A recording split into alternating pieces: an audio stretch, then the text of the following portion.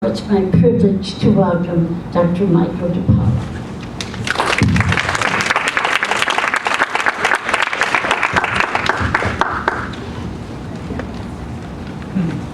Thank you, Marita, and thank you all for being here tonight.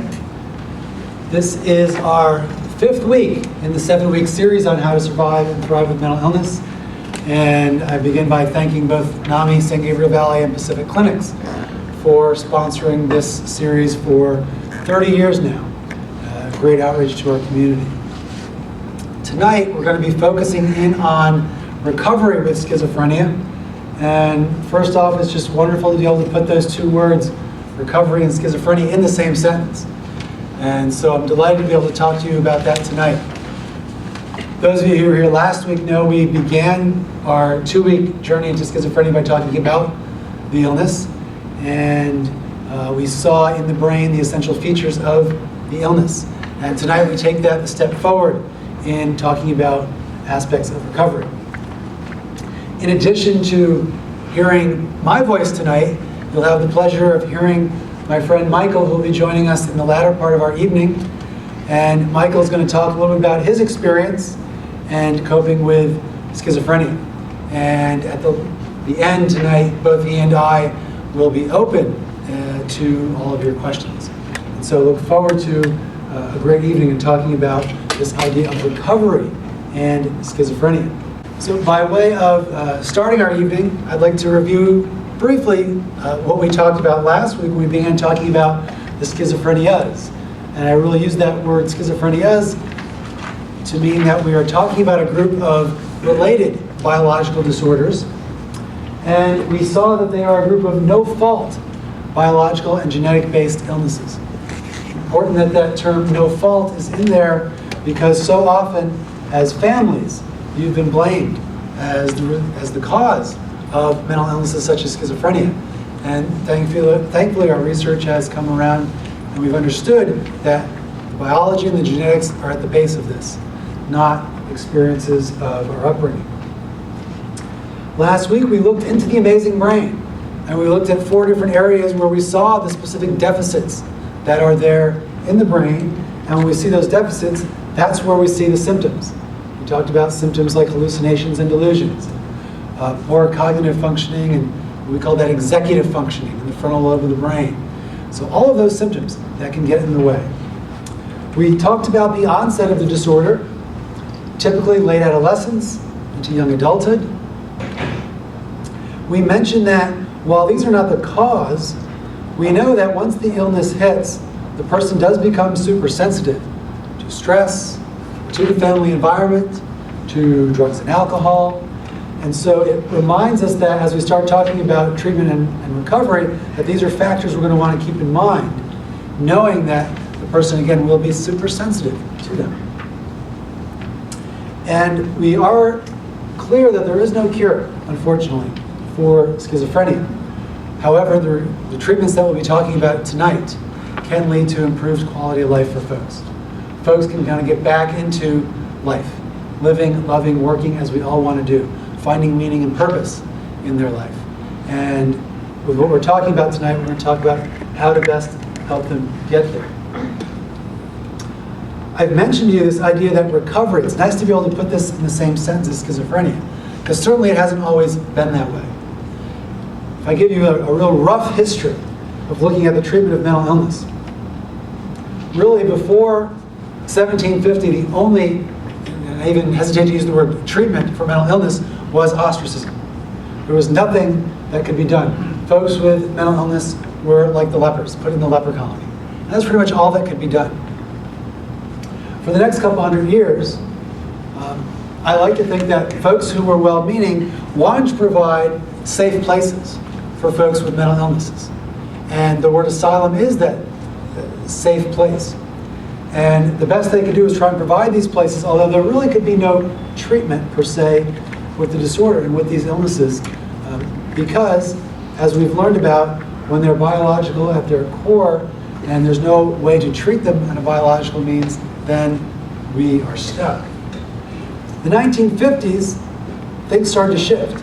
And this was the advent of the first antipsychotic medications. And we'll hear a little bit more about those as we go forward tonight. And what those were able to do is reduce symptoms. Some of the more bizarre behaviors, the voices, the delusions, those real strong, pervasive features that we all see readily, the more disturbing aspects of the disorder. These medications came in and were able to reduce them. Essentially, they worked like tranquilizers to reduce the symptoms. But that's all we were thinking about. We were just thinking about reduction in symptoms, treating the illness. Thankfully, we're now in a period, really since around the turn of the century, where we started to really use that word recovery and talking more and more about recovery. And what you hear about tonight in terms of the advent of both newer medications as well as the psychosocial treatments that we know can be effective with folks, and combining all of that, that's where we can start talking about recovery. And that's where we can start talking about some hope for folks dealing with this illness. My hope would certainly be that in the future, 50 years from now, the person who's standing up here giving this lecture can talk about prevention. Certainly research is at work looking at prevention and how can we prevent this. Some of the research now looks at the early onset and can we do things very early to help prevent the deterioration or the worsening of the illness. But to do true prevention in the future would really require us to be able to do things in utero. Because again, we know that the precursors, the illness is kind of there in utero and just comes out in those late teens, young adulthood. So someday in the future, my hope is we would get there. For now, though, we're grateful that we can start talking about recovery. And so let's do that. The state-of-the-art recovery for schizophrenia will combine 3 different elements. Number 1, medication. So we're talking about antipsychotic medication and what that does and how that's helpful. Number 2, we're going to talk tonight about this idea called psychosocial rehabilitation. I'm going to explain to you what that means. And what you'll hear about is how it's really a philosophy and a perspective as much as it is a set of techniques and skills that we use. And it combines many different elements of different forms of treatment. We'll look at how cognitive behavioral therapy might fit into this. We'll look at the clubhouse programs or the drop-in centers that folks can be a part of and how those contribute to recovery. Those are the 2 elements we're going to talk about tonight. In week 7 of our series, in 2 weeks from tonight, is when I will hit on the 3rd element, which is the family roles and skills. That is all the ways that you as family members, loved ones, caregivers for persons with mental illness can really help them move forward towards recovery. Because as we mentioned, while families and the environment aren't the cause, we certainly know that families and the environment can play a great role in promoting recovery or promoting relapse. And so we're going to talk about all those roles and skills that you as family members can do, and we'll come back to that in week 7. So those 3 things I just pointed out to you, how do we know they work? They're not just my idea of what works. They come from much research. And what I'm going to show you now is one study which looked at over 800 studies of schizophrenia, identifying what was good treatment. And by and large, in a lot of research studies on mental illness, one of the objective ways of measuring this is to look at relapse rates. And the easiest way to define that is rehospitalization as a result of the illness. And so most of these studies, what they do is they look at the relapse rate in schizophrenia. What's the likelihood the person is going to end up in the hospital over the course of this year? If we start at the bottom, we know that untreated schizophrenia, most likely the person will end up in the hospital over the course of the year. 70% is what showed up in this research. And it just makes sense. Untreated, we know these illnesses go unchecked, and the illness is really in charge. And it will lead to the deterioration, the decompensation that leads to hospitalization. We also know from these studies that we provide any treatments, but we do so without medication. That we see the relapse rate is pretty much unchanged. It's still at 70%. So we provide wonderful talk therapies. We provide you with the best education to try and work with your loved one. We'll see that those relapse rates in general, are going to remain about the same. So it just makes sense, the more we've learned about this disorder, the more we can see what's going on in the brain, it makes sense that we're going to need to do something to stabilize the illness. And that's where medication is going to come in. Medication alone drops that relapse rate more than in half, down to 30%. This is medication alone.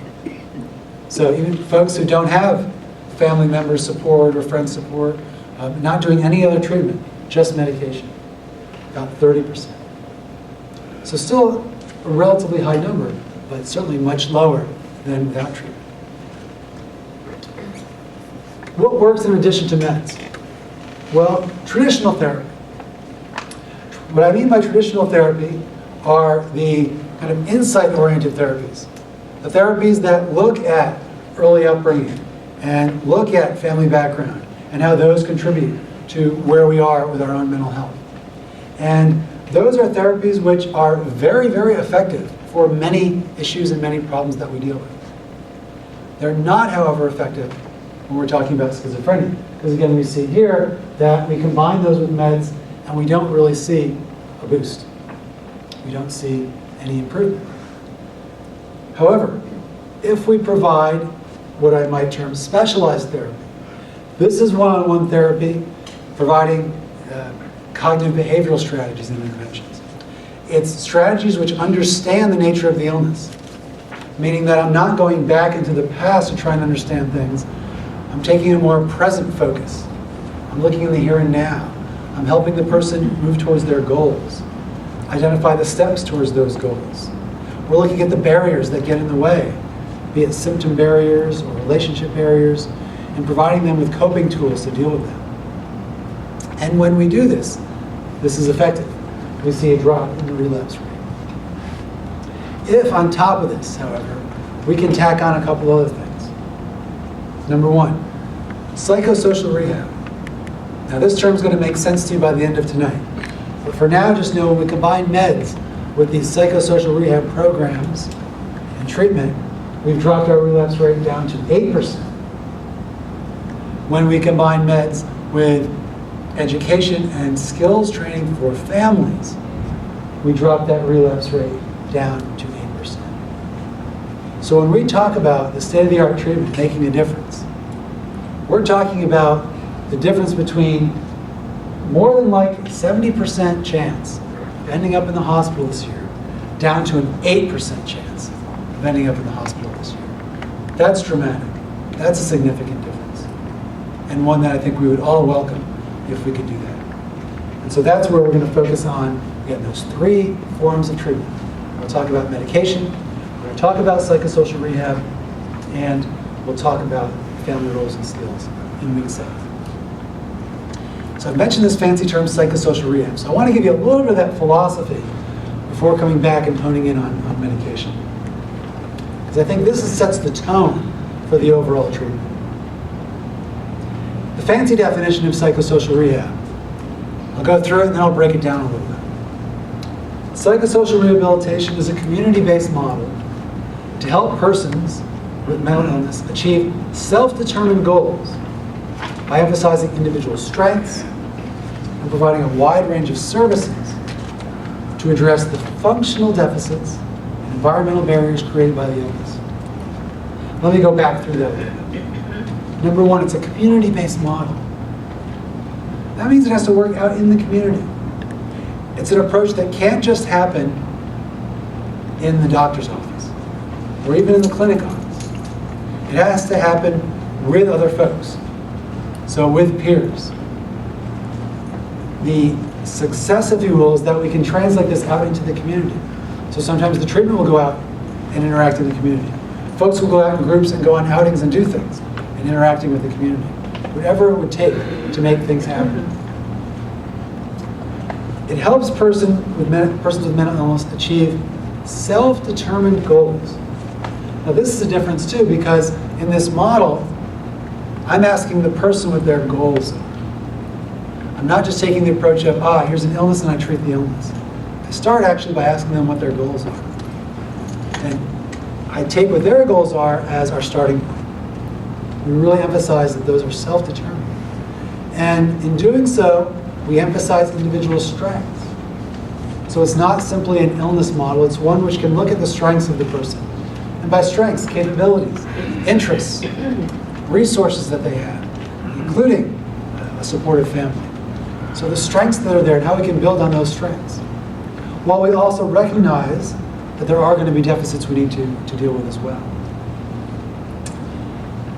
This model has to provide a wide array of services because folks have a wide array of goals. In our mental health clinics, specific clinics for example, there is now a vocational rehab component to the program, meaning that there's a component of the program that helps folks get back into school or to the workforce. Now, years ago, we would have thought, well, that's not really mental health treatment. Mental health treatment's dealing with symptoms, and it's therapy, and it's meds. But we take this different angle, where we're saying it's really about helping people get back into life. Well, gosh, one of the things that's going to be very difficult and troublesome for folks with mental illness is kind of getting back into school and work. So we're going to have to help them do that. So let's do that. So that's just an example of how we have to provide that wide array of services to, again, address the functional limitations, meaning the limitations imposed by the illness, the symptoms, and how they get in the way of the person being out in the world, and those environmental barriers. Could be as simple as they need to learn how to ride the bus. And I'll talk to you more about that example a little later on tonight. The simple way I think of psychosocial rehab is that it's recovery one step at a time. So if you can just take that sentence and remember that piece, that's going to be the most important piece. Psychosocial rehab looks at recovery and takes it one step at a time. To differentiate it a little bit more so from the traditional medical model. And as I begin this, I want to say that there are many things for which our medical model is quite effective. If I have a specific illness and I want to go to my doctor, I want to get treated for that illness. And so the medical model can be very effective for that. With mental illness, we're seeing that this recovery model, this different way of looking at it, psychosocial rehab model or recovery model, I'll use those terms interchangeably, are a bit different. And again, the key differences in that medical model, and it's a disease-based model, where the assessment is really what's the clinical diagnosis. That's the whole focus, looking at that individual pathology. I go to my doctor, he says I have an upper respiratory infection. That's his focus. He wants to address that. He's the one in charge. The doctor is in charge. We've all experienced that. His role is to treat my illness. Give me the medication, give me the procedure that I need.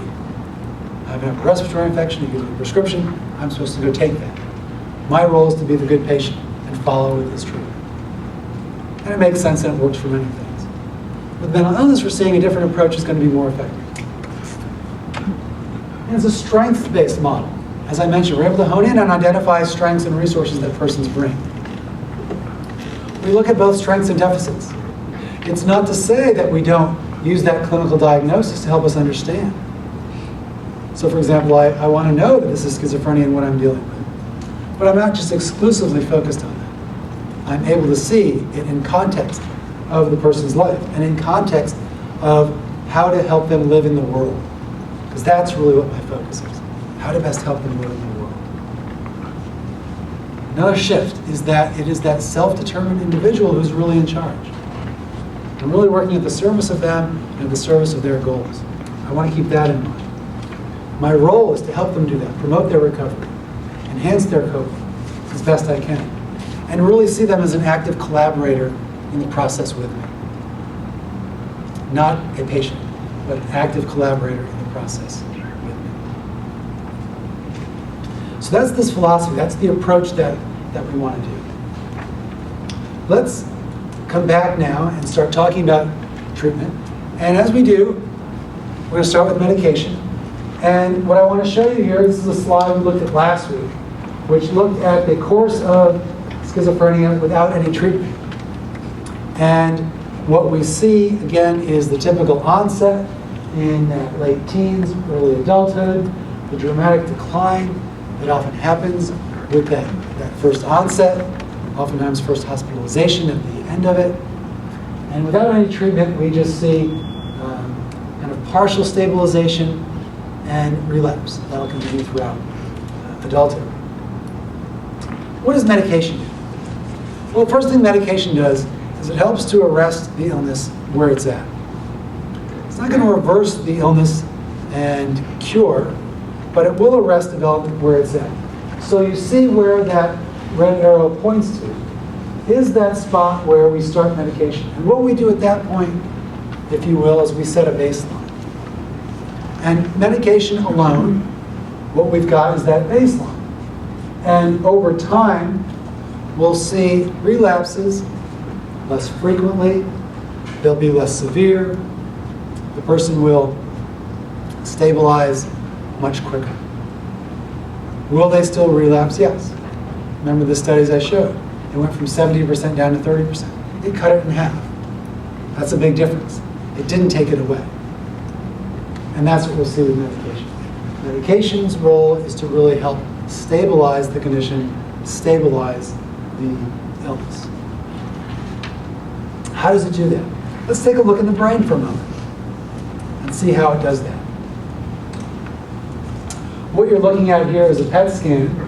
This is a profile view of a PET scan of the brain. And when you look at a PET scan, red, orange, yellow, that end of the spectrum, high activity. Blue, purple, low activity. And up on the top left, you see a scan of a person without mental illness given a task. And for those of you who were here last week, you would remember that we talked about that fireball of activity in the frontal lobe of the brain that we want to see. That fireball of activity tells us that the brain's at work. It's processing information, it's taking things in. And that's what we want to see. And we see that. This particular example looked at schizophrenia at the point of relapse, where we saw, and again, I'm really just honing in on the frontal lobe. That's the most important piece I want you to look at. And what you see at the point of relapse is that frontal lobe is really just not activated, not working in the way we want it to. So we start medication. This was an injectable form of medication. What we saw was a difference after about 3 hours, 12 hours a day and a week. And the bottom right, if we just look at that for a moment, a hopeful outcome, because what do we see? We see some of that activity coming back in. Not quite as it would have been pre-illness, but we can often see a lot of that activity coming in. And this is going to be variable from person to person, how this can come out. But what the key thing is that medication can start to restore some of the brain function, which puts the person, if you will, back into that driver's seat, where they can start doing things. Symptom-wise, what does the medication do? Well, all antipsychotic medications can reduce hallucinations and delusions, right? The voices, those bizarre beliefs, the bizarre behavior, that agitation, pacing the person does, the hostility and aggression, the real disorganization in thinking, and insomnia. The things that are going to be the most visible, the ones that are probably going to be the most disturbing, those all antipsychotic medications can go in and reduce those. The ones that came out in the 50s do that pretty much as well as the ones that are around today. There will be some other differences I'll get to in a moment around that. The ones that came out back in the 50s. For tonight, I'm not going to be going into any specific medications. They're all variable, and what works for one doesn't work for another. And so I don't want to spend our time doing that. I just want to highlight there are two different classes, though, or two different generations of medications. The first generation, the first ones came out in the 50s. And what all of these medications did is act, if you will, as major tranquilizers. And they were able to reduce all those things I just showed you. And so they did very well with that. Problem is, they acted as major tranquilizers. And they had that effect on the person of kind of, sometimes the expression is snowing them. Or they would just feel like they didn't have energy. They were a little maybe cloudy in their thinking and things like that. They experienced different side effects. And so there were some problems with them. There's also problems in what they were treating. Because if we think about schizophrenia, another model is to think about the different clusters of symptoms. Now the hallucinations, the delusions, those bizarre behaviors, Those are all going to fall into this top left, where we see what are known as positive symptoms. We call them positive symptoms because they're things that are added into the brain that should not be there. The brain hears a voice which should not be there. A delusional belief, a false belief that should not be there. So those are known as the positive symptoms. All the medications can address them. But what that first generation of medications did not do was address the other three areas. The negative symptoms. Sometimes this is the most difficult area to treat. The negative symptoms include that lack of motivation, that lack of drive we can also see in the person with schizophrenia. The flat affect. And what we mean by that is sometimes just that kind of blankness. There's no emotional expression. Everything's very blank. So no motivation, very blank. Difficult aspect to treat. Another cluster of symptoms, what we might call the cognitive symptoms. All those frontal lobe symptoms I talked about. Planning, organizing, concentrating, focusing, problem solving, having insight, empathy, memory. All of these cognitive skills that we need. Impaired by schizophrenia. First generation of medications, not effective on them. And then lastly, there's also some mood symptoms that are a part of the illness. Depression, the hopelessness that can come with it. It's when you combine all four of these clusters that we get those impairments.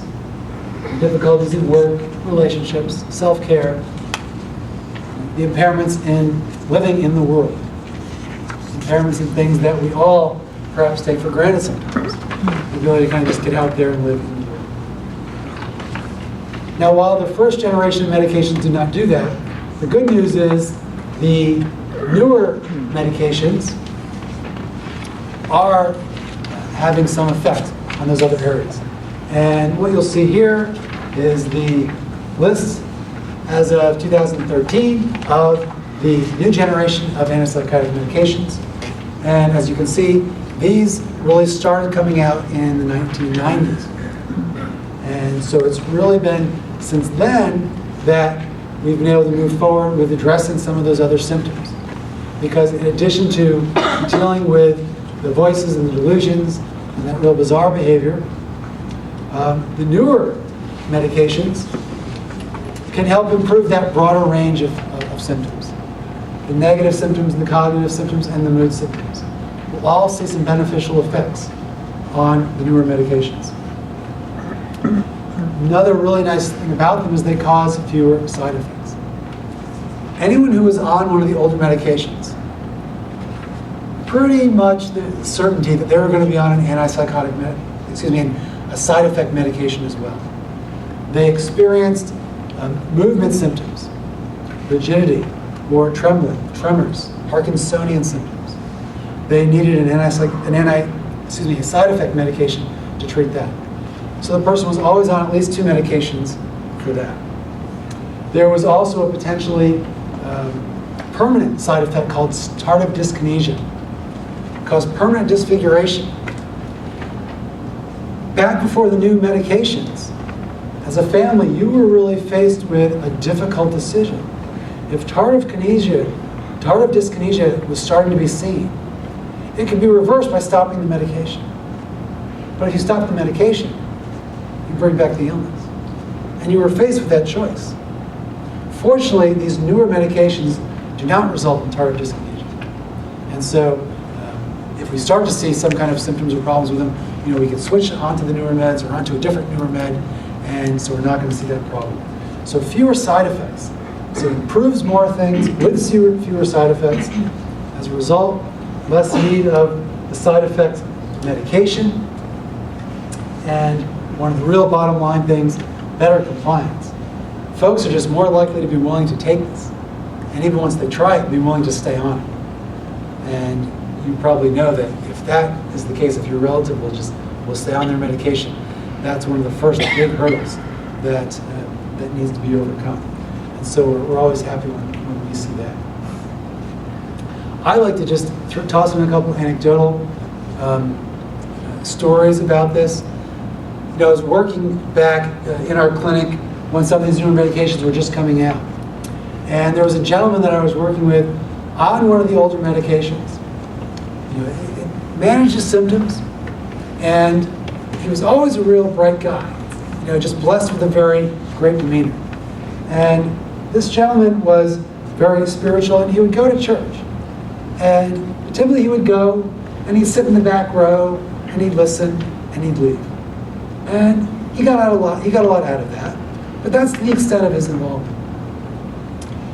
When we switched him over to one of the newer medications as they were coming out, he came back in and was just surprised at how much clearer he was thinking. And he could think much quicker, and he could solve through things and handle things much better. And he came back and said a few months later that now he was the one at the beginning of his church services getting up and giving the announcements. So he went from the person in the back row just watching to an active part to actually taking a role in his church community. That's a difference. That's a key difference. It's a difference that might not show up in research because he wasn't one that was going to land in the hospital either way, older med or newer med. But quality of life made a great difference for him. Why is it that these newer medications are able to do this? Well, what it is, they're blocking different pathways in the brain. The older medications, we could also call them dopamine blockers. Dopamine is one of the neurotransmitters in the brain. A neurotransmitter is a chemical messenger. So in our brain, all this information that has to get passed from one area to the next. A neurotransmitter, these chemical taxis take the information from one place to the next. And dopamine is just one of these neurotransmitters. The older medications worked exclusively on dopamine. So even though there was a list of many of them, know that they all worked on dopamine. The newer ones work on different neurotransmitters in addition to dopamine. They work on serotonin. They work on norepinephrine in addition to dopamine. And so what happens is now we've got these newer ones, some of which address more of norepinephrine, some of which address more serotonin. They all work a little bit differently. And that's really one of the great things about them, is that, again, while one medication works for one, a different medication may work for another person, just because their chemistry is different.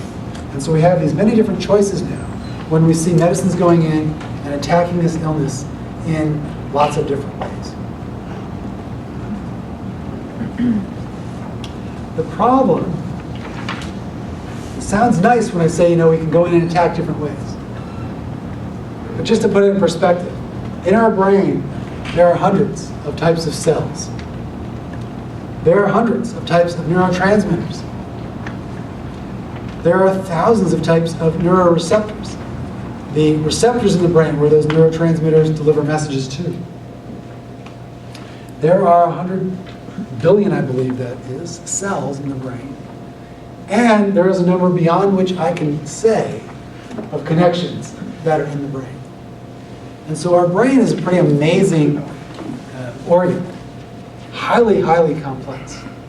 And so our research really has just been 20 years or so of actually being able to look into the brain with science. And so imagine looking at this millions and millions of connections being made in the brain, and we're just now able to start looking at that. It just tells us how far we're going to be able to go in our brain research. And also, in many respects, how limited we are now in what we can do. So let's talk a little bit about maybe a good view to take about medications.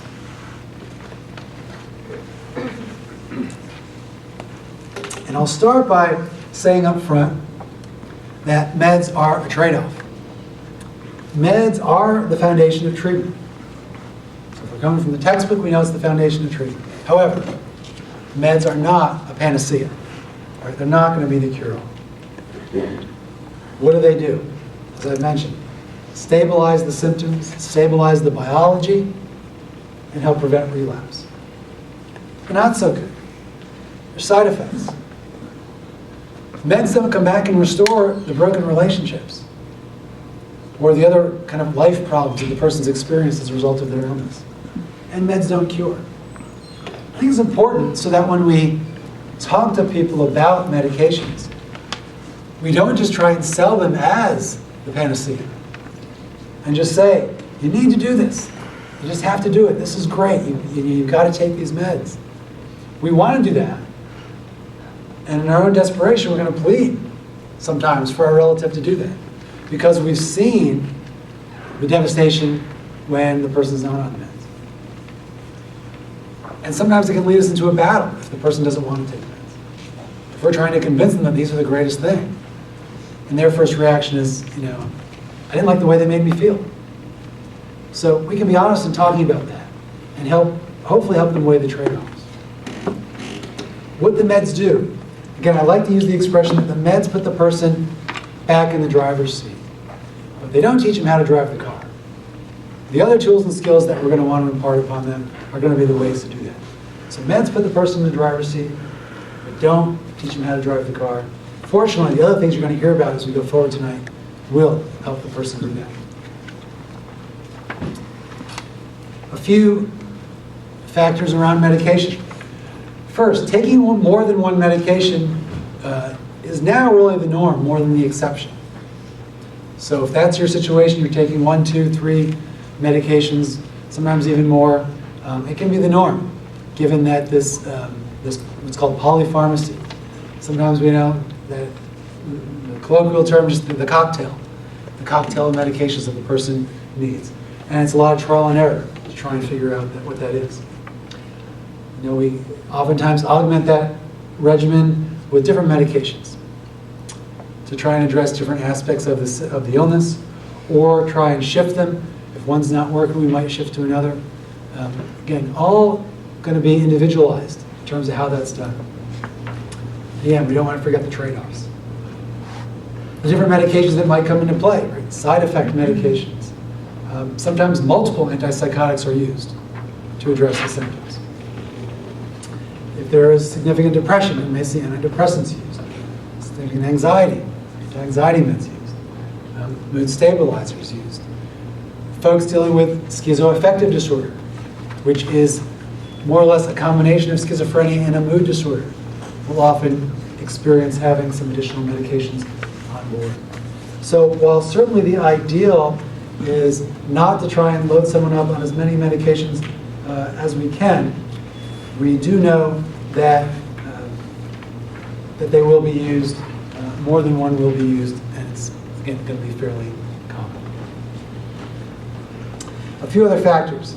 Expect ambivalence from the person, certainly as you're starting. Just expect that. Take it, don't want to take it, like it, don't, goes back and forth. May go through a period where they don't want to take it at all. And remember the trade-off. And rather than try and just start by saying you just have to do this, which promotes more conflict, try and have discussion with the person around it. Know that most folks with this disorder are going to stop taking their medicine.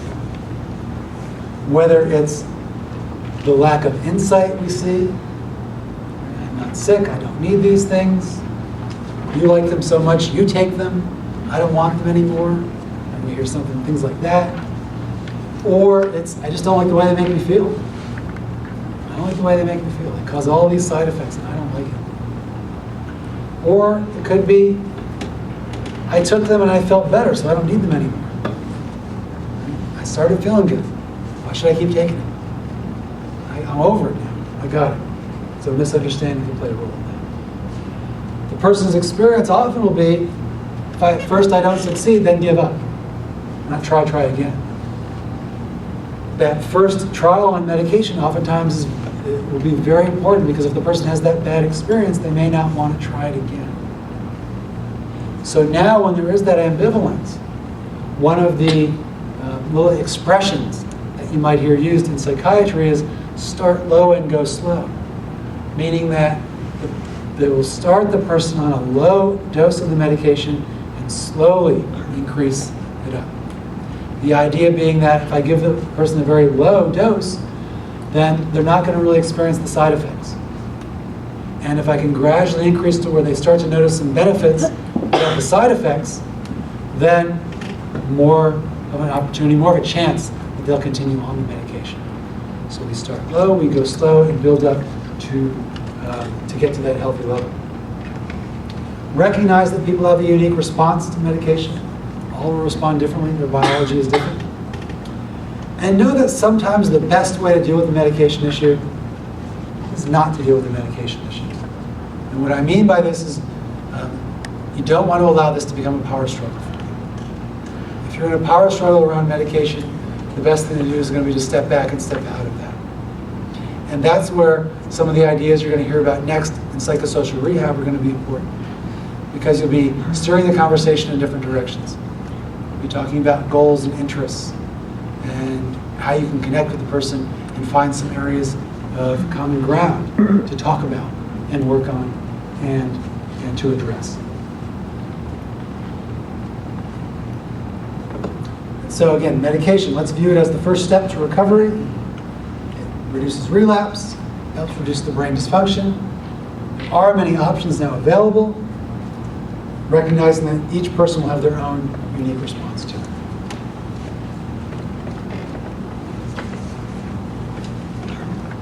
So let's move into the second area, psychosocial rehab.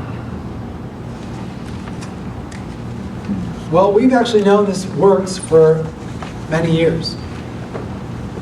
Studies even go back into the 80s. This was a study at the VA in 1985, and they were just comparing good outcomes and poor outcomes. Didn't really know, what led to what. They wanted to go back and say, okay, well, why is it? Why is it some folks seem to do well and others don't? And what they found is that on the poor outcome side was the folks getting what at the time was considered, this is the state-of-the-art treatment. Let's get the professionals, let's get the PhDs and social workers in there, providing them with individual and group therapy. That's state-of-the-art treatment for mental health. So let's do that. In those models, oftentimes there's very high expectations. The therapists, right, we're working towards goals, you're working towards them. If you're not motivated, right, you have to be motivated to really want this, to want to get better. And if you're not motivated, I can't help you. And what would happen is folks would either just leave because it wasn't working or get terminated from those treatments. And treatment was provided based on progress. If things are going well, right, it continues. If not, it ends. The good outcomes. What were the good outcomes? Well, here, the providers weren't fancy PhDs and social workers, but the paraprofessional staff. The staff that just had some education, not advanced degrees, but some education, understanding of what mental illness was. What they were doing is really fascinating. They weren't providing individual group therapy, they were providing social activities. Getting together in groups, socializing, doing things together. They were providing some learning activities, teaching them, how do you cope with voices? What are some tools you can do? Let's talk about that. The atmosphere. The atmosphere was one of a non-threatening acceptance.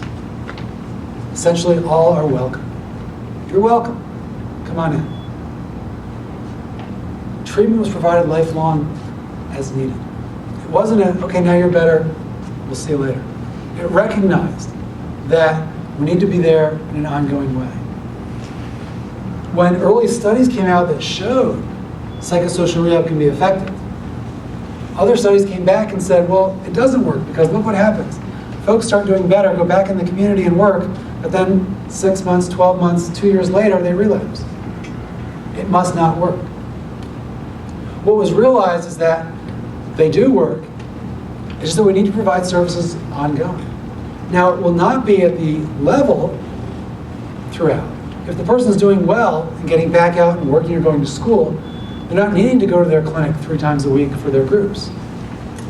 But perhaps they're dropping in once a week or once a month to talk to that one person they've had a connection with, or connect with their peers and have that kind of support. When that's there, then recovery can persist. So thankfully,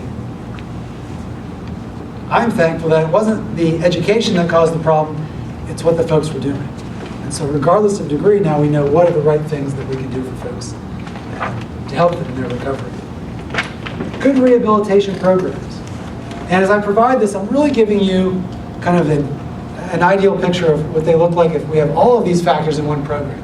No one program will combine all of these things. But these are the different qualities that we would want to look for and hope to find in programs. So rather than thinking of a typical, what in your mind might be a mental health clinic, think of the Braille Institute meets the VFW. Now, what do I mean by that? What's the Braille Institute? The Braille Institute is a wonderful organization that helps folks who are blind. And it teaches them skills, one of them being to read Braille, to help them deal with the deficits of their condition, of their blindness. Someone who goes to the Braille Institute is recognized as a whole person with strengths. They're not seen as weak. They're not seen with some stigmatized view. They're seen as whole persons who have this specific deficit. And at the Braille Institute, they know that with that deficit, there are specific things they can do to help the person get back out and live in the world. And that's what they do. They teach them those skills. Right? That's what the Braille Institute does. It does a great job. What is the VFW? Veterans Reform Wars. The VFW is like a great social club. It's a place where folks who've been through a shared experience, and oftentimes a very traumatic, difficult shared experience, can come together and have a place of camaraderie and support. So now we put these two things together. What we're talking about is a place that recognizes people as whole individuals with strengths, with specific deficits for which we can provide them with specific skills and teach them specific things, and one that recognizes the importance of having good support and connecting with peers along the way, to see that you're not alone in going through this. So if we think of those things, that's really a model for what a good rehabilitation program would look like. And we combine those things. So right, it provides many learning opportunities, like I mentioned with the Braille Institute. It's going to instruct specific skills. Right? How do I cope with my illnesses, or with my symptoms? How do I socialize better? How do I communicate?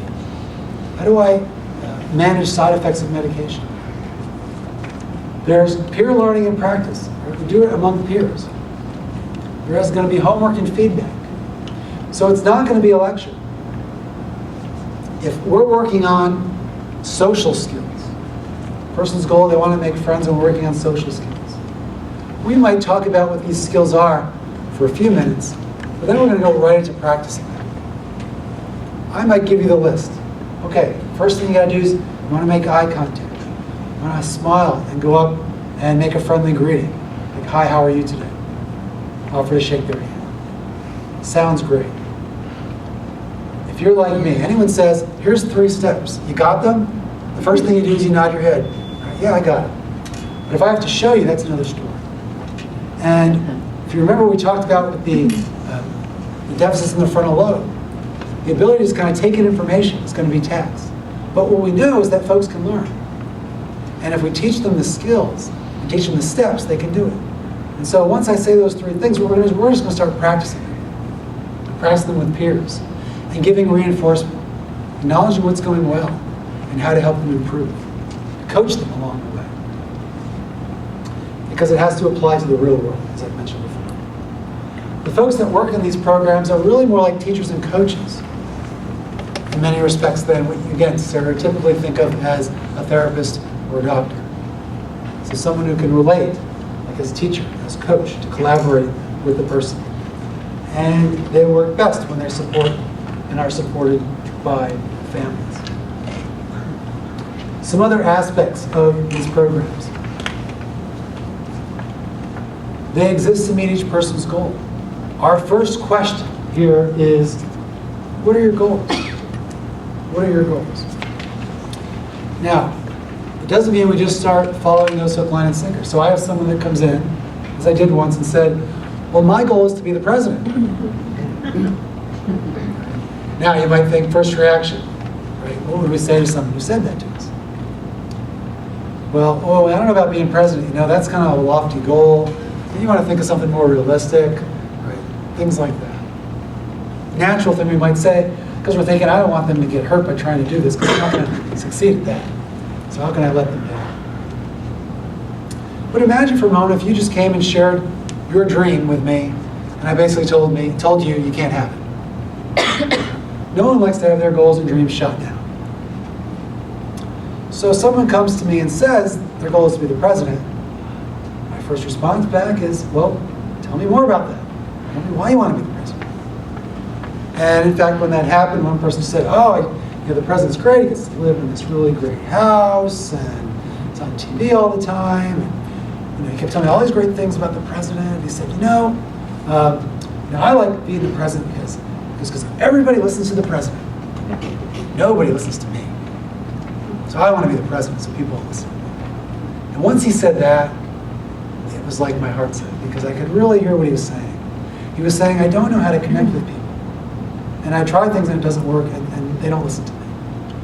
But if I'm the president, then they have to listen to me. So that's what I want to do. I want to become the president. Once I heard that, it said, you'd like to have people listen to you. Would that be great if I can help you be able to communicate better so people would listen to you? Maybe connect well, have some friends? Would that be helpful? Maybe would that be helpful towards your goal of being president? I mean, the president certainly has to get out there and talk to people and do things like that. So I'm even tying it into his goal. But I found some first steps that did make sense to all of us, right? I'm going to help you communicate and make friends and socialize. And that gives us some things to work on. So we start with the goals. Always start with the goals. And we invite and make participation easy.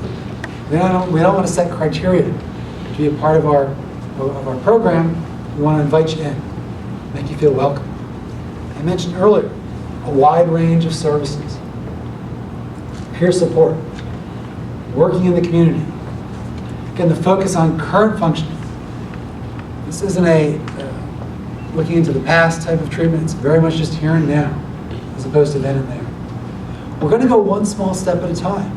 Right? It's recovery, one step at a time. The goal is way out here. We're trying to break it down, one step at a time. In this approach, hopefully we're building hope. We're acknowledging the courage of the person, helping shore up that esteem. We know that setbacks are going to happen.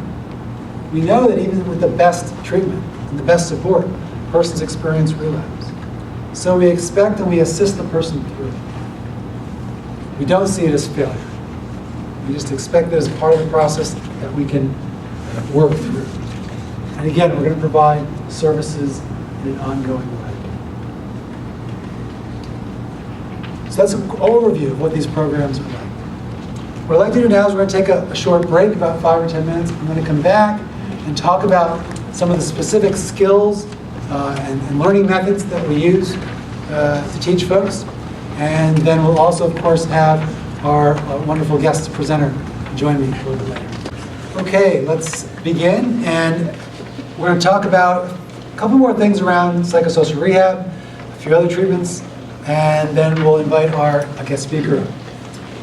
The bottom line with what you've heard about with psychosocial rehab so far tonight is the Recovery Alliance. The Recovery Alliance, that alliance we develop with the person, is going to be the most important factor.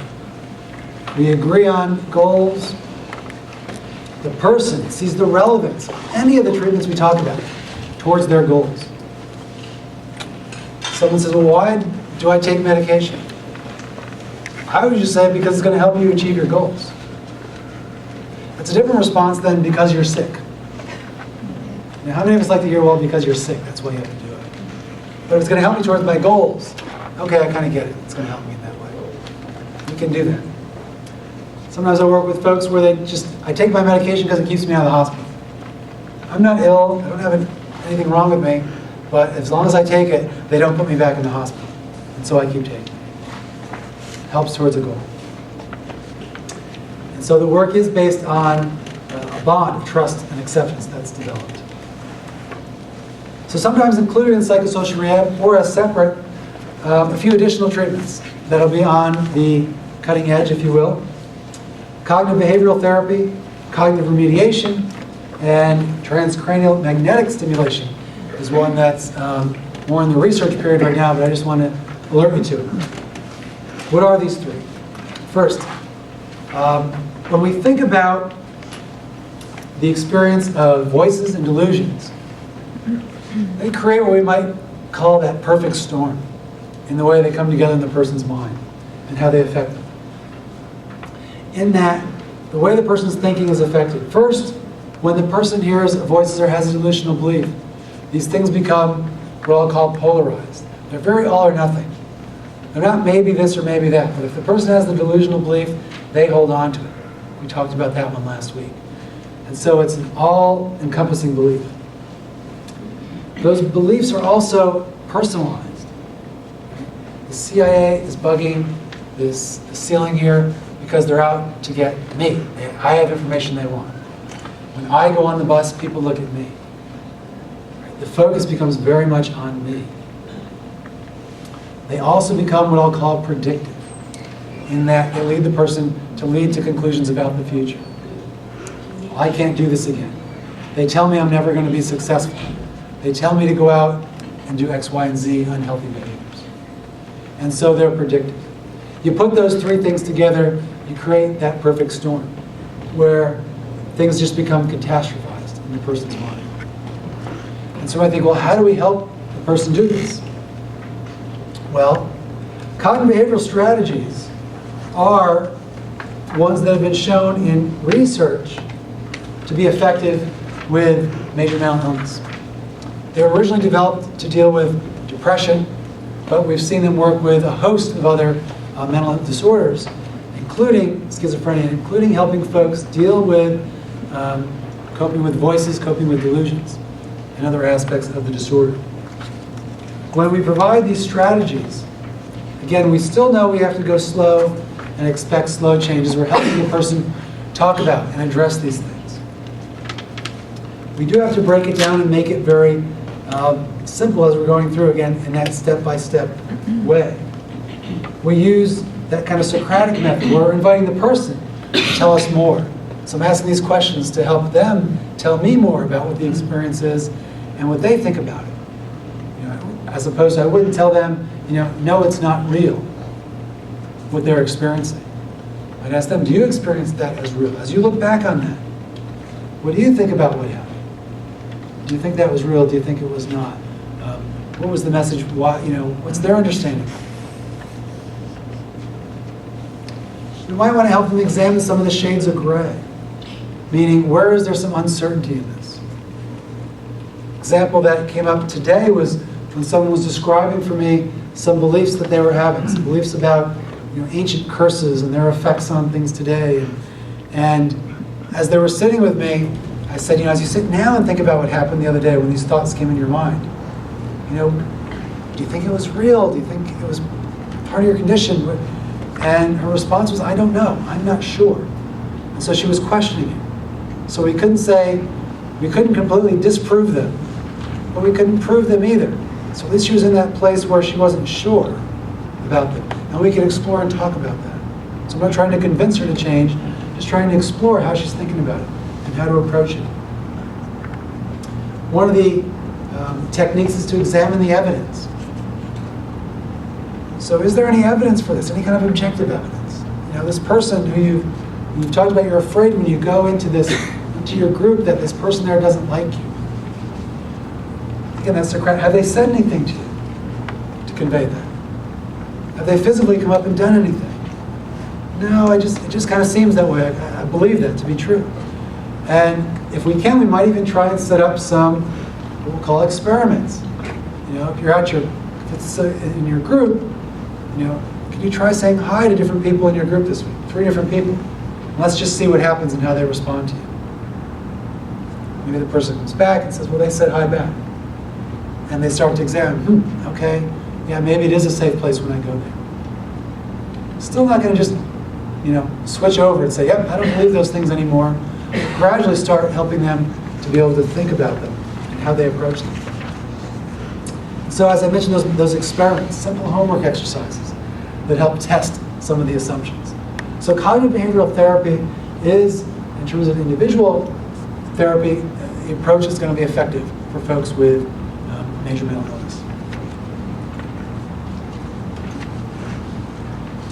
I want to mention briefly cognitive remediation. This is really emerging out of that view of what's called the neuroplasticity of the brain. That is, that the brain can continue to grow throughout the lifespan. Growth doesn't just end. New neurons, new connections can develop. And a lot of what we call the brain training, those brain fitness games that are very popular now. Be it your Sudoku puzzle, and crossword puzzle, brain games, things you can find easily on a computer. All of that are kind of in this vein. Lumosity is a popular one now that is used and shown to be effective for helping with cognitive skills such as problem solving and memory. And so we can use these things and have them been shown in research. There's research at UCLA looking at this and how it's effective for folks with schizophrenia. And again, the fancy term here is called cognitive remediation. And then lastly, I'll mention transcranial magnetic stimulation. And this is an FDA-approved approach in the treatment of depression, and research looking at it in terms of schizophrenia, including its effectiveness on voices and some of the cognitive functioning. How it works is it works by making magnetic pulses to create small electric currents in the brain. If you think about this, it's a similar type of impact that ECT is, electric shock therapy, electroconvulsive therapy is designed to do. That is also treatments that is sometimes used safely now. But transcranial magnetic stimulation has the advantage of it's not using the same mechanism as ECT. It's using magnets to create this. So less invasive in that way. Some recent research showed it to be effective in improving the working memory of folks with schizophrenia. If you recall last week, working memory is that mental scratch pad that we all have. That ability to have a 30-second memory of numbers and things to take notes. So thinking about with school and work. That memory that allows me to take notes and focus enough to write some things down and then remember it or transfer it into my memory. This has been shown effective with that. Mostly a lot of research done in practice setting right now. Again, approved for depression. That's where we'll see it mostly used now, but it may be something we'll see more of in the future. I want to highlight 3 learning methods that are important in working with folks with schizophrenia. These are going to be the methods that we'll use within the psychosocial rehab approach. And again, they're tailored to the unique needs of the person. Right? Here we see this gentleman walking into the post office, and there's a sign that says, no pets allowed excepting those assisting the handicapped. And the guide dog is reading the sign for him. We can't go in, Hillary. They don't allow, oh wait, my mistake, yes we can. The sign, for that sign to be effective, it really needs to be in Braille, not just written, for that sign to be effective. The teaching method, the sign is fine, but not for the blind person.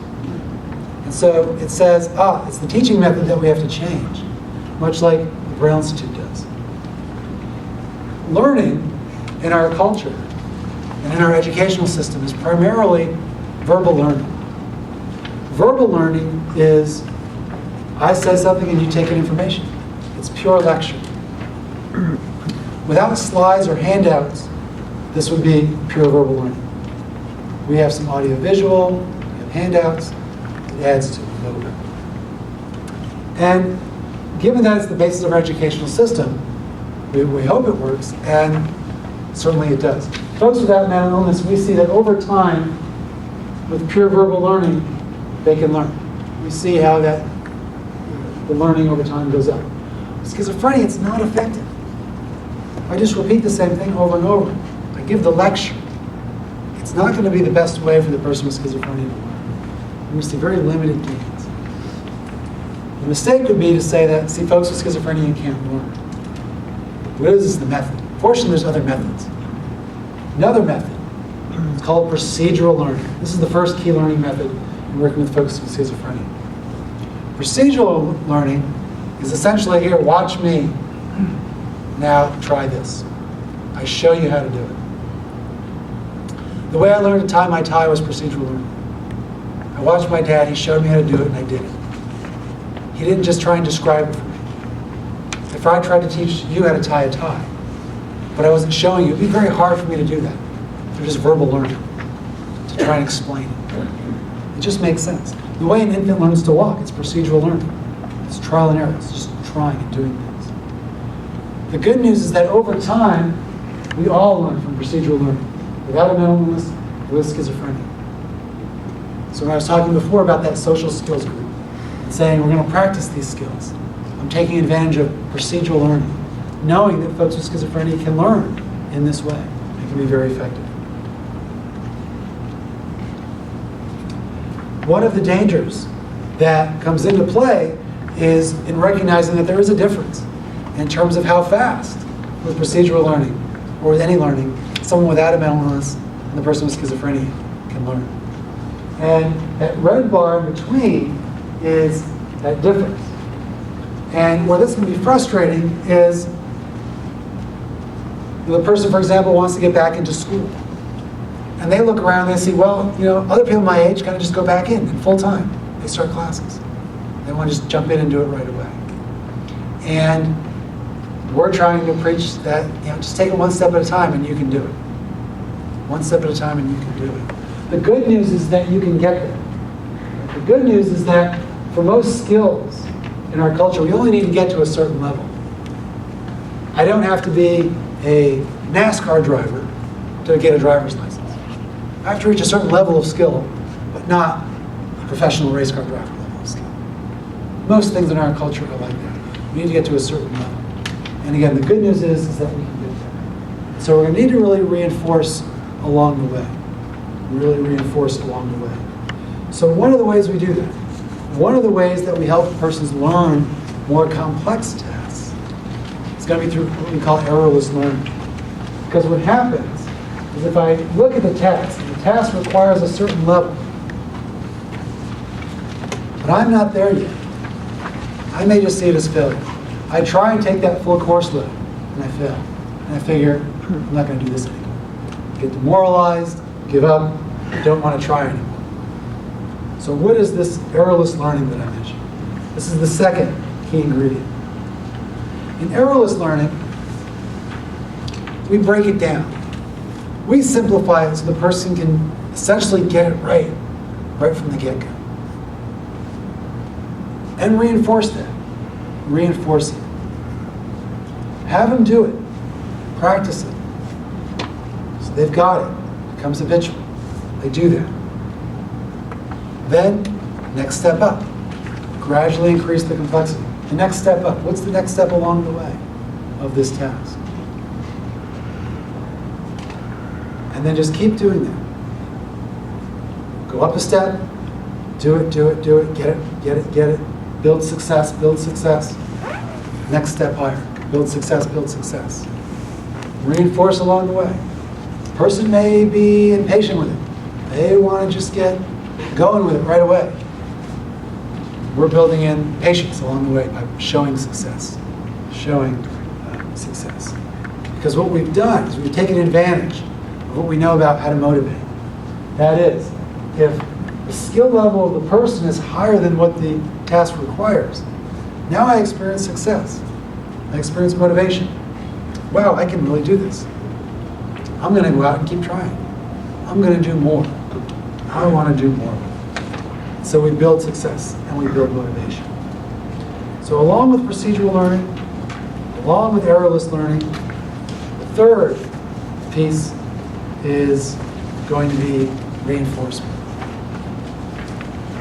If you want to see a behavior repeated, your relative does something well, they take a step forward, a movement towards recovery, a positive step. If you see that, three things that you can do. You can reinforce it, you can reinforce it, and you can reinforce it. Do those three things. Reinforce, reinforce, reinforce. There's no need to curtail that. For folks living with schizophrenia, things that we might take for granted take a lot of courage to do. Getting up and getting out the door.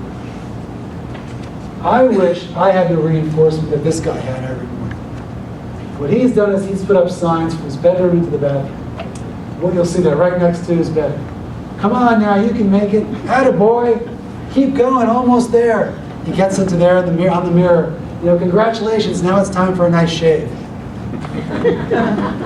All along the way, reinforcement, right? Come on, keep it going. A cheerleader, encouraging him. Right? I'd love to have this every morning. Kind of keep me going, get me going. I kind of take it for granted. I just got to get up and do these things. You know, for your relative, don't take any of this for granted. Really acknowledge them. Really reinforce it, especially if it's something new, a new behavior, something new happening. Reinforce them. Really show them that you think that it's great what they're doing, and you want them to do more of it. And there's lots of ways to do this. You know, the slide just kind of mentioned lots of different ways. There's the verbal reinforcements. There's, you know, I'll take you out to your favorite restaurant. There's, I'll cook your favorite meal. There's good old-fashioned money. Other little prizes and things that we might do in clinic settings and in groups. We often have certificates and ways to really acknowledge the completion of a class through graduation. And so there's lots of different ways to reinforce something. Lots of different things to do that. These are just some of the examples that we see here. I want to give you one last example of this. That's going to incorporate all of these things. And that's the example of a young woman I worked with years ago who learned, who wanted to be independent. And she would come in and she would almost go door to door to anyone who would listen and just say, I want to be independent. I want to be independent. I want to do this. And she would talk. And she would do this, and obviously people would find it a bit bothersome sometimes. It seemed like she was just talk about doing this. But she would be seen as someone that was so far from independence that it almost seemed like, oh, well, she's not going to be able to do it, so I guess we'll kind of just try and do some other things with it. But I really listened to that. Her goal was to be independent. And so I took that tack of saying, okay, well, let's talk about independence. What are some of the different things that independent people do? And at this point in time, her mom was her chauffeur. Meaning that whenever she wanted to go anywhere, she called her mom. And her mom almost felt like she had to be on call 24/7 to be available to her. Not only she wanted to go somewhere, but if she started feeling stressed and in trouble, to get her someplace. And so what we identified is one of the things that independent people do is independent people can get around on their own. Transportation. And wouldn't that be great if you were able to do that? Now, when I said that, her mom lit up. Oh, that sounds great. She had to think about it for a minute. Because now imagine what was going through her mind is, something along the effect of, if I've got a chauffeur, why would I want to change that? And it just makes sense, right? Who would want to give up their chauffeur? But it did make sense that independent people do this, and so she kind of got the idea that, okay, yeah, I guess this does make sense. And one of the ways of doing that is going to be for her to ride the bus. Now we also arranged for one of the kind of dial-a-ride or access services, one of the transportation services for her, to help just give mom a break. But then we taught her this tool, or this skill of learning to ride the bus. Now her dad thought it was great, and so he said, great, I'm going to grab her a bus schedule and she can start riding the bus. Again, makes a lot of sense to think about a bus schedule to ride the bus, but we had to back up and think, okay, well, let's look at where she's at and what her capabilities are. To give her a bus schedule would be completely overwhelming for her right now. To be able to read this and figure out where to go and how to make this work, That's pretty challenging. That's pretty hard. So I said, it's a good idea. We want to help her do it. Let's break it down even more. Let's break it down. And so what we did is, for the first week, she was actually taking a class at a community college and then coming to the clinic. And so, same thing as always, her mom picked her up at school. But what I instructed them to do is for the next week, pick her up and drive along the bus route to get here. Don't just take the direct route you come in. Drive the bus route. And when you drive the bus route, point out where the bus stop is, where you'd get on. Point out where it would turn. Point out where the bus would stop, and you'd have to get off and walk that last 2 blocks. And do that for a week. And they went out and they did that for a week. They came back and said, how's it going? And of course, our first response was, well, I'm not doing it yet. And so I had to back up. Well, did you drive along the bus route? Yeah. Did you see where the bus stop is? Yeah. Did you see where it's going to let you off? Yeah. Wow, so you learned all that stuff. That's really great. That's really great. Now this next week, we found a peer. And the peer who was on campus met her on campus and took her on the bus to the clinic. And for a week, that's happened. He met her, they went on the bus, they came. And what was great is he could show her things that mom couldn't in the car. Here's the bus stop. When you're waiting at the bus stop, look at the number of the bus that's coming, because we need a certain number. We need number 3. So this is where you look at the number. When you get on the bus, we're going to sit up front. See this cord here? You pull this cord, the bus driver knows to stop. So when we get to our stop, we're going to pull the cord. They did it for a week. Family comes back in. How's it going? You ride the bus? Yeah, I ride the bus, but I can't do it by myself yet. So all she was seeing is what she wasn't doing yet. We had to keep reinforcing what she was doing. She ended up that 3rd week able to do that by herself. Felt good about it, except of course it still wasn't enough because she said, well, I don't know how to go anywhere else yet. She was always seeing the more she wanted to do, which was great. We also had to reinforce she was learning and making a lot of progress along the way. And of course, mom was really reinforcing it and being able to say how much it helped her as well. That when she was doing that, she was able to do some of the other tasks around the home that she wasn't able to do. So this young lady also learned that she was helping her mom by doing this. So it wasn't just helping her, but helping her mom as well. She was able to then learn to do more things. And in fact, I saw her several months later, and what she had told me is that she actually fired the transportation service that we'd also arranged for her because they were late. And she was tired of them being late. And so what she said is, from now on, if I want to go somewhere, I'll call the 800 number, I'll find the bus directions, and I'll just take the bus. And this was the young lady that months before was seen as completely dependent. Now she was a step towards independence. What did we do? I had a link riding the bus to the goal of independence. How to utilize resources, family, friend. How to account for those brain deficits that she can learn, but we're going to have to approach it in a different way. Procedural learning. Here, watch me. Let me show you. Now you can do it. Stepwise, the errorless learning, one step at a time, so that she can do each step along the way. Reinforce, reinforce, reinforce all along the way to build that success as she was able to do it. So those are some of just the hallmarks of what we try and do in this approach, whether as an individual, as a group, and what you'll hear about in 2 weeks when we talk about what you as family members do. A lot of these same ideas are going to come into play in how we help folks with mental illness. With that, I am going to invite Michael to come up and join us. And please actually join me in welcoming him. He is coming here with us tonight to speak.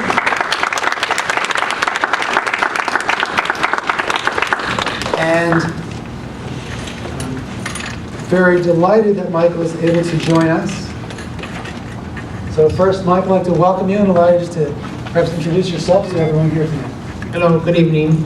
My name is Michael, and I am a patient of Dr. DePaulo here for the last several years.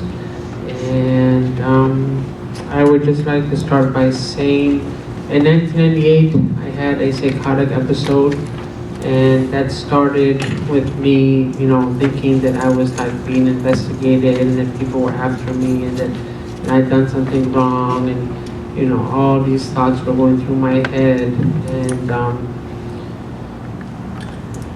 first, you know, I left my house in the evening and I went to downtown and I went to the Marriott and I got a room there thinking that I had to like figure out how I was going to deal with these thoughts that I was having about, you know, having people come after me. And so I spent one night there that evening, and the next morning I got up and I went over to Century City and I went to go try to find like an attorney to help me with this issue I thought I had about being investigated.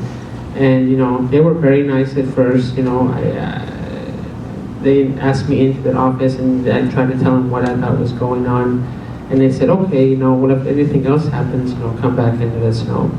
And so I did that 2 different times, and then I went back to my hotel room and thought, geez, you know, I'm not getting any help here. And this all led to me going to LAX and flying across the country and going to Washington, D.C. and thinking that's where I'm going to have my problem solved. And so I just went over there by myself and I got off the plane and went to go to another hotel to get a room. And I thought, you know, geez, you know, here I am. I'm not sure exactly what I'm doing. But thankfully I had the presence of mind and the composure to not, you know, immediately get in trouble there and be taken away for multiple different reasons that you can always probably understand. And that didn't happen. So I went to the FBI and I said, hey, you know, I think I am under investigation and I want to talk to the FBI agent. And they said, okay, we're not going to let you do that. And I said, oh, all right. And so I went back to my room and I thought, well, if I'm over here and I'm not getting any success with my attempt to find out what was going on, then I'm just going to go home. So I just went to the airport and flew back home. And I spent like a day, and I went back to my parents' house and I told them, you know, what happened. And they're like, wow, you know, that's pretty extreme, and I agreed with that. And they told me, you know, maybe you should go see a psychologist or go see a psychiatrist, and I was very reluctant with that. But ultimately I did go see one, and the guy there was like, oh, well, you know, we think you need to be hospitalized, and immediately said we need to put you on medication and put you hospitalized. But they couldn't really do that because I was not a threat to myself or others at the time, so they had no capability of hospitalizing me like involuntarily. And so I thought, no, I'm not going to see a psychiatrist. And then ultimately, like a couple months went by where things were pretty much okay, and I thought that I'll just ride this out and, you know, everything will be all right. But then I started getting paranoid and thinking that, you know, people wanted to hurt me, and people wanted to, you know, kill me and all those things. And I thought I was hearing people say that, and I started getting very worried. And so I went to go see a psychiatrist, and he put me on one antidepressant and one antipsychotic. And he thought, okay, you know, well, this will be enough for you. And I would go see him once a week, and I'd check in and say, yeah, everything's fine. And then I just slowly started to deteriorate from there. Ultimately, I was taken to Los Encinas and hospitalized there. And it was quite experience. I would say, like, as a visual, I wanted to show this. I would be like on the survive side of everything, you know, just surviving. And then over the course of several years, I was able to make it to this side here, the thriving side, just as a visual for you guys. And, you know, there was highs and lows and bumps in the road, like anything else of this nature. And like as Dr. DePaulo was saying earlier, I was on that drug cocktail with like 8 or 9 medications, and some of them more than once a day, and some of them are the same, but more than 2 tablets per medication. So you can imagine you're just juggling 8 or 9, 10 pills a day, and that was terrible. You know, I didn't know if I was coming or going. And, you know, my psychiatrist said, oh, yeah, you know, you need all of these. And I thought, oh, geez. And, you know, eventually he would slowly discontinue some of the medications over the time that I started seeing him. But the side effects were pretty extreme. Like I would have to take, I was having Haldol injections, but then I had to take Cogentin just to deal with the Haldol side effects. And the same situation for other medications. And I was, had to go to my periodontist because I had like extreme dental problems because my mouth was so dried out from the medications. And I started getting gum disease, and I lost a tooth and had to have an implant and all these things. And so all this was happening, and then finally my parents one evening went to the NAMI meeting in Pasadena. There was an office on Fair Oaks, just south of California, and she found a psychiatrist there named Dr. Flowers, and he was extraordinary. I mean, he took me immediately off all my medications and put me on just one, which was Clozaril. And that worked for me very, very well. I mean, we have to adjust the dosage every so often just to get it to the right level, And so I've been on Clozaril for like the past 8 years at the same dosage. And I've never been re-hospitalized. I never had a recurrent episode. And I've been, ever since 1998. And here it is, almost 2014. And I haven't had any major problems that whole time. So thank God for that, and thank God for Dr. DePaulo, and my mom here, and my family, and my friends, and all the people that were able to help me without having major reoccurrence. So I'm very thankful for that.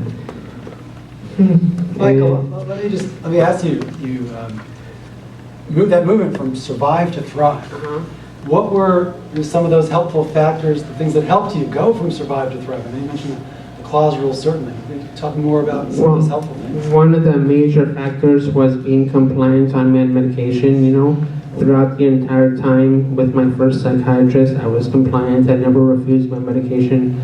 I kept staying on it and kept going to see him and I started doing group therapy with my second psychiatrist, and as you say, that was one of the major helpful things that I had with my whole therapy of getting better, was meeting other people suffering the same thing that I was and I am to get me better. It was a group therapy and being compliant.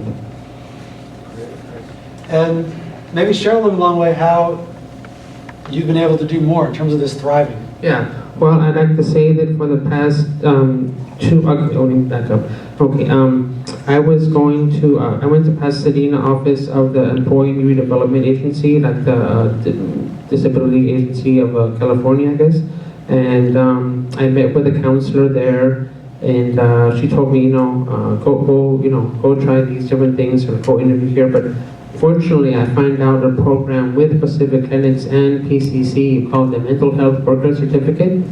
And so I went to the classes at Pacific Clinics through PCC and got my certificate, and I was very happy with that. And I started working at Pacific Clinics, which I've been doing on and off for the last 2 years, and I was given very favorable performance evaluations, and that was a major factor in how I'm thriving now.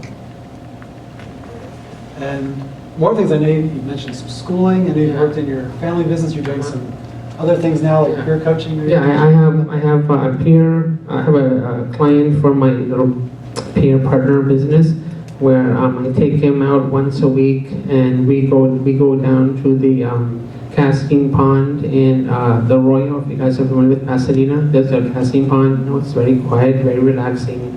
We just walk, from the casting pond down to the bridge, going towards the horse stable.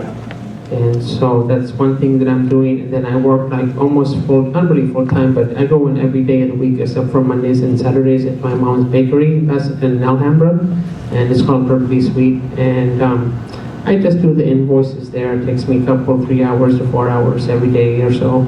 And I help out with deliveries, or I go to get supplies, and I just try to fill my life with as many things as I can to, get me to be the normal course of things. And along the way, have there been things that got in the way? Things that inhibited you, or stigmas you had to face? Well, one of the things was with Dr. Flowers, I kind of convinced him to try to take a temporary break from my medications, and he was very reluctant to do that, even though I was only on one medication. And I persisted, and he finally relented. And so I tried a period, and then unfortunately I didn't do too well on that, and I got right back on them. And I would say that was like the one major factor that interfered with my recovery. What maybe even initially convinced you, because I know you said at first, you said, no, I don't want any of these meds. Yeah. What got you to agree? When I first saw my first psychiatrist, he just prescribed them to me. And I mean, I was almost to the point where I would like wake up in the morning and take them, and it was just such a routine, and I was just so overly medicated. It was, almost not even a factor, because I just took them like a robot. I'd wake up, take them, and then at night take them, and then so it's like I was on autopilot. So that's why I was so compliant.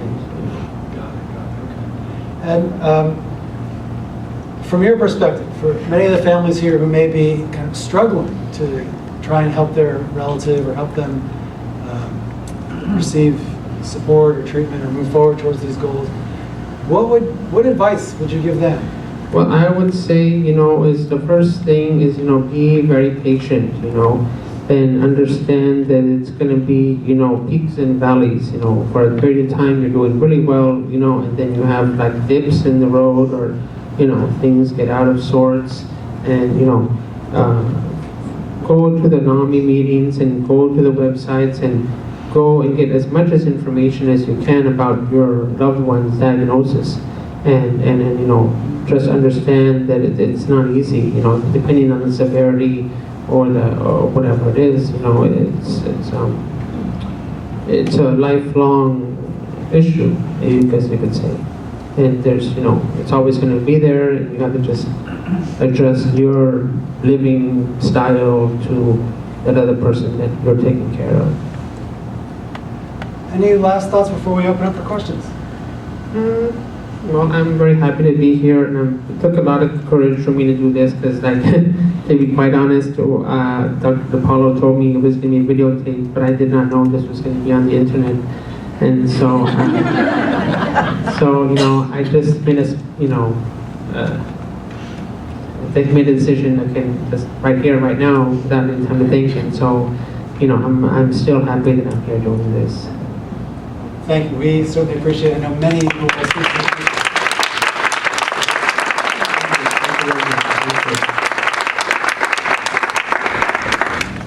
We'll open up questions you have for either myself or Michael, and I'll repeat any questions so we have that.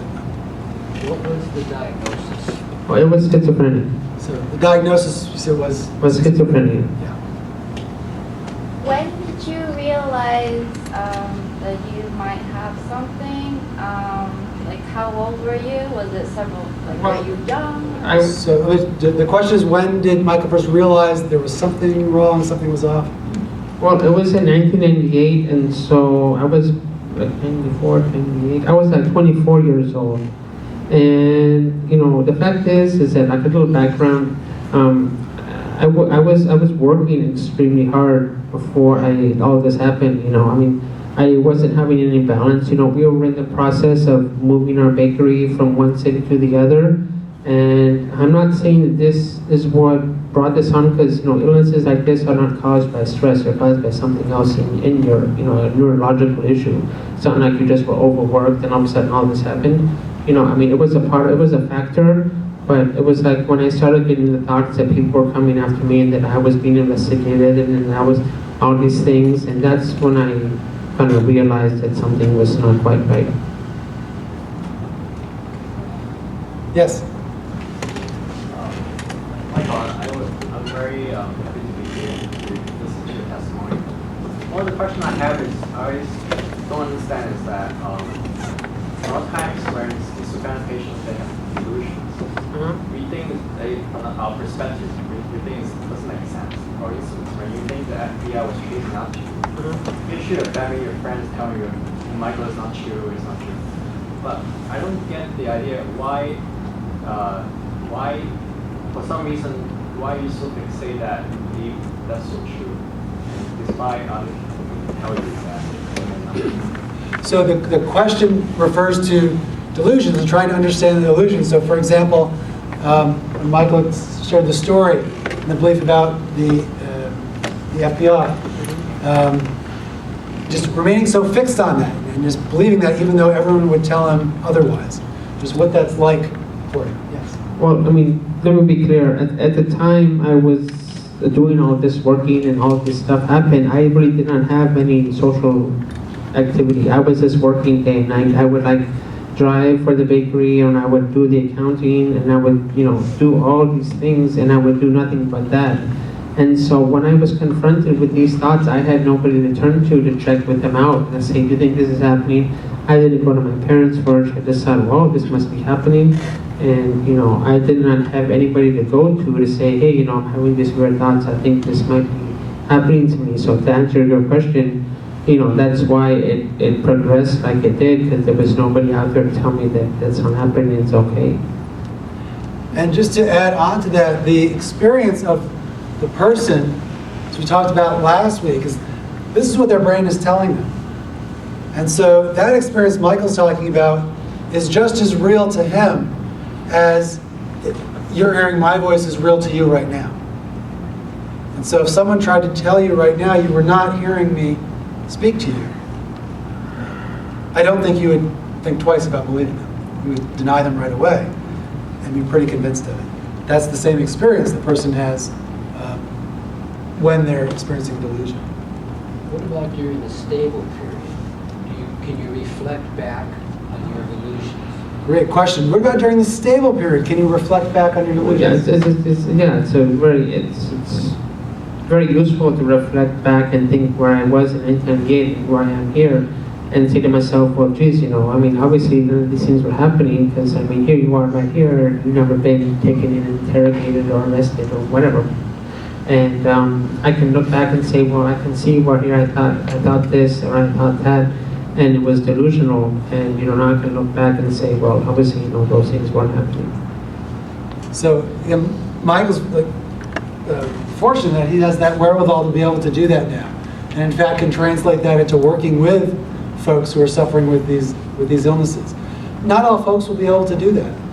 Sometimes it's varying degrees of it, where they get into a stable period, and while they're not focused any longer on the delusion, if you pushed them on it, they'd probably still think it was true. So they might say something like, they were after me, but I don't really think about that anymore. It's not important to me. So it's still in there a little bit, or like the example I mentioned earlier, maybe I start to question it a little bit. Other times, folks just believe them and never have any insight into what's going on. I just wanted to know, how did you make that transition from when you really believed they were after you? Because my son feels this, and he argues with me and begs me to tell him the truth, but he thinks I know who's after him and what they're going to kill him. How did you make that transition from that state of mind to even be able to take the medication, to even realize you were ill? That's what I want to know.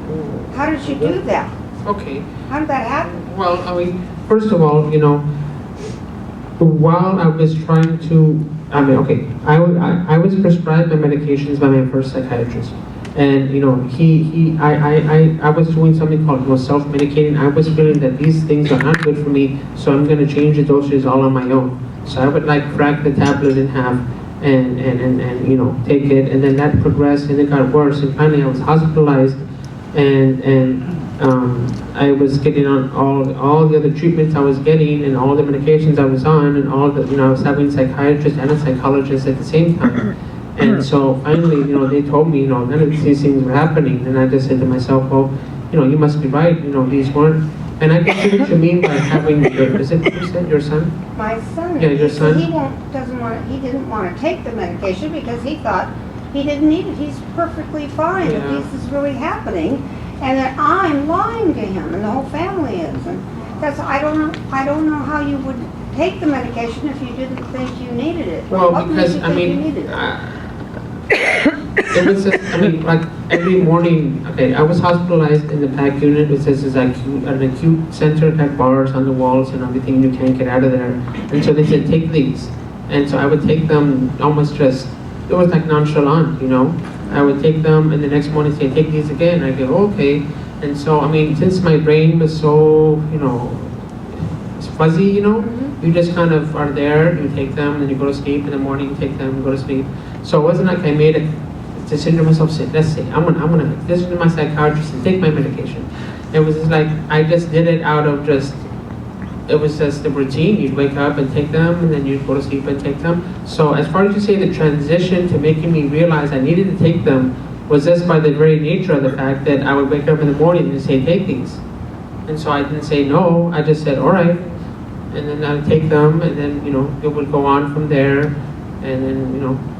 So initially, and this will happen quite frequently, is that the initial time the person takes them is really almost against their will, right? It's in a place, locked in, bars on the windows, right? I have no control, no choice here, I take it. And over time, something clicked in where it was like, oh, this is helping me, and it's helpful, and now and that insight happened. Eventually it came in at that point. Right, that was helpful for Michael. Again, other folks who work with just over time, it's just they keep doing it because if I don't take it, they're going to put me back in the hospital. It's not the insight, but they're willing to do it. Other times, as I know many families struggle with, is that inability to have them take them at all. We will talk a little bit more in the final week when we talk about some of the things you can do as families, and I'll refer you to Amador's book, I'm Not Sick, I Don't Need Help. It talks more about when there's that lack of insight and really how to best help your relative. And we'll talk a little bit about that in week 7, but that's really an excellent resource for that particular problem. I can see that, you know, you're emotional about it, and I can understand, you know, because, you know, there were a lot of, I saw people, they were like trying to go to their families and say, you know, but this is really happening, you know, I mean, every day it happens to me.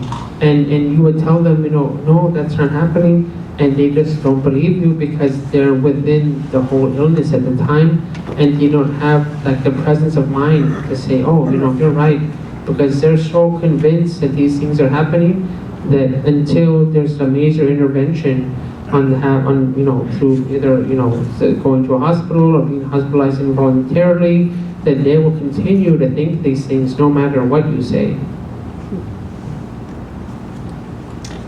So Michael, my sister is 60 years old and she still doesn't realize that she needs to stay on her medication. She'll go off every now and then.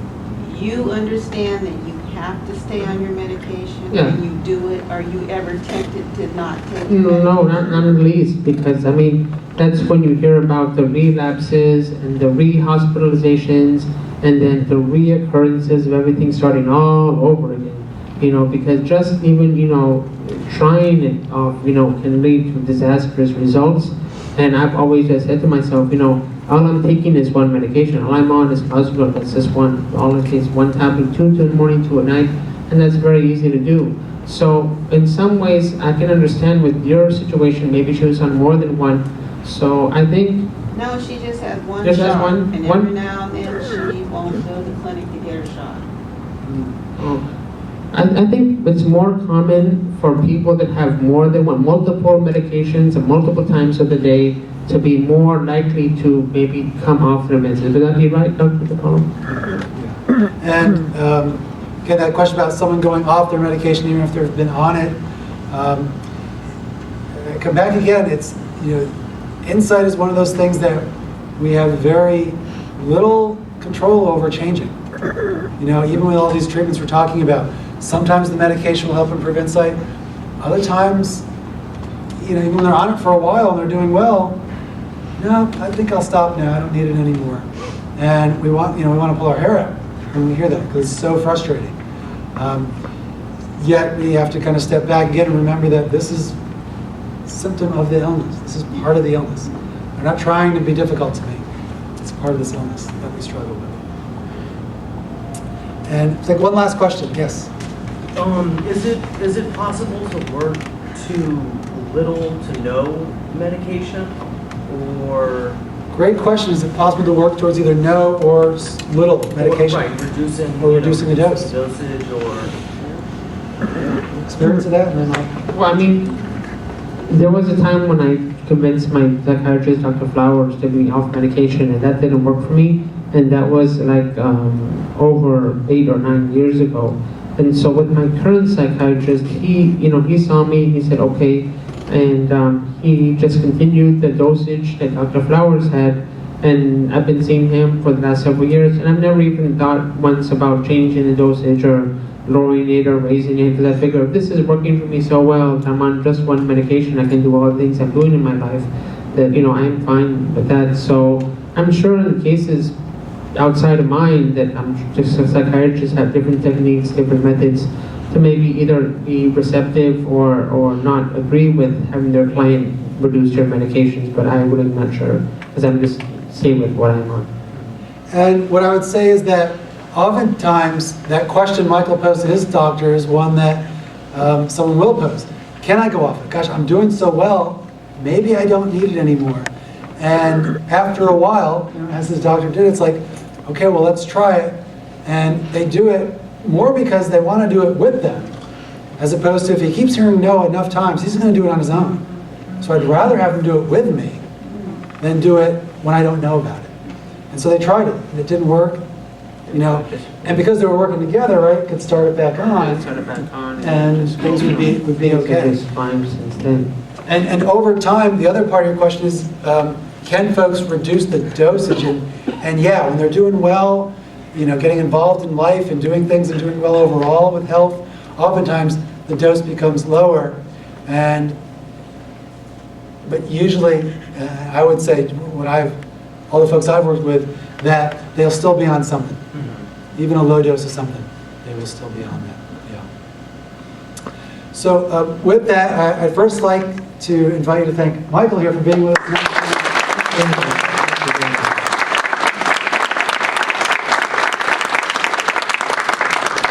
It's a wonderful inspiration for us, again, that we can hear about recovery and schizophrenia in the same sentence and hear in the same person. I think that's even more important. And so, again, with that, I thank you all for being here this evening. Especially invite you back in 2 weeks to, when we talk about the helpful family roles and skills, as we'll pick up more on how you can best help your relative. Thank you very much. Thank you. Maybe say 2 weeks, don't come next week. Yeah, but the 1 in 2 weeks is